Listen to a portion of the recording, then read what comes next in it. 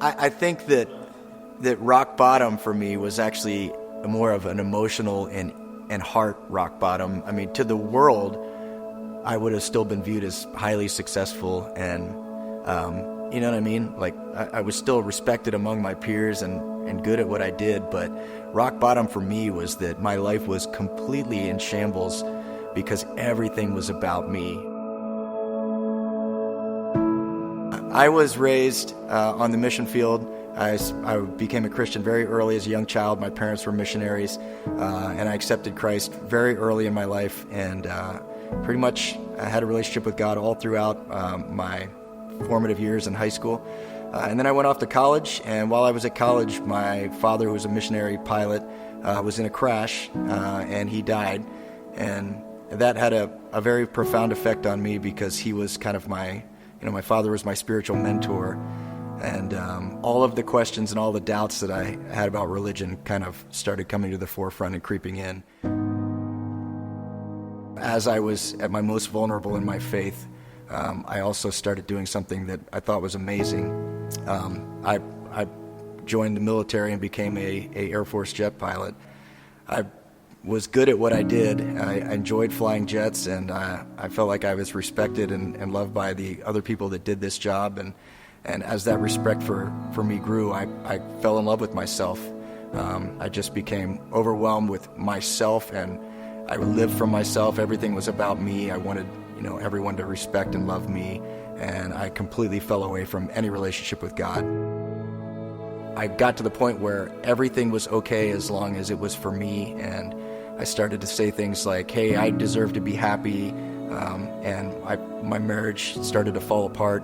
I filed for divorce, I moved out, and I decided that I was going to live my life exclusively for me. And like the prodigal son, for a time, it was fun. I had a lot of fun. I thought this was what was for me, but very, very quickly, it became kind of the darkest time of my life. I used to wake up and have recurring nightmares that I was crashing, and I was like, no, I'm not ready. I'm not right with God. I knew that Jesus was Lord, and I still denied it and wanted to live for myself. Throughout all of this, my family was praying for me, my wife was praying for me, and as my mom always tells me, God was pursuing me even through all of this. And in Joel 2:12, when God is talking about Israel, who just seemed to refuse to stay with God and always leave God, and he said, even now, return to me with all of your heart. And I think that's where I was at my darkest time. And I don't still to this day know why, but we reconciled our marriage, but I was doing it all myself. I didn't have a relationship with God. And one day my son said, hey, can we go to church?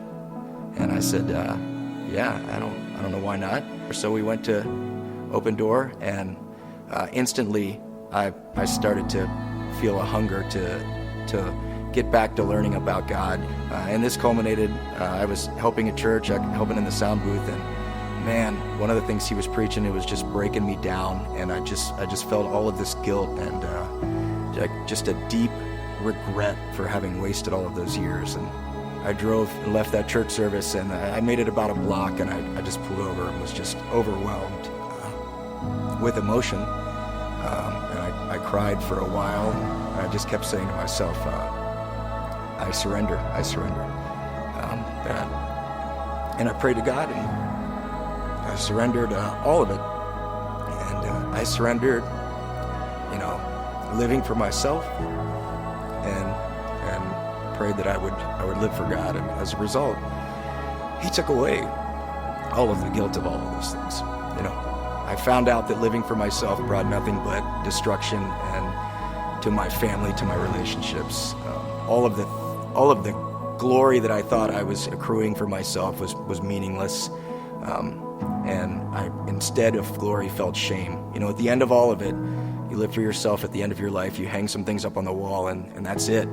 And the verse that comes to mind now when I think about that time is, when you were slaves to sin, what benefit did you reap at that time from the things that you are now ashamed of? And that's how I look back on those times. All of the things I did for myself. What benefit did I reap? Nothing. I'm ashamed of it. And so God, at my darkest time, healed me, and and going to open doors continue that healing process. One of the things that I think I struggle with, since my life now is so different than it was, and going forward, is just being bold and unafraid to proclaim what God has done in my life. Another verse that I always think of is Matthew 10:32, and this is Jesus speaking. Whoever acknowledges me before men, I will also acknowledge him before my Father in heaven. And it's a pretty powerful statement if you think about it. God has changed so many people's lives in our church, and will change more. And we owe it to the world to share that, and to be bold and not afraid to share what God has done. I thank God every day for what he's done in my life. He's healed my relationship with my family, with my wife, with my extended family, with my friendships, and I just keep working every day to grow closer to God and to follow his example, and show that to other people.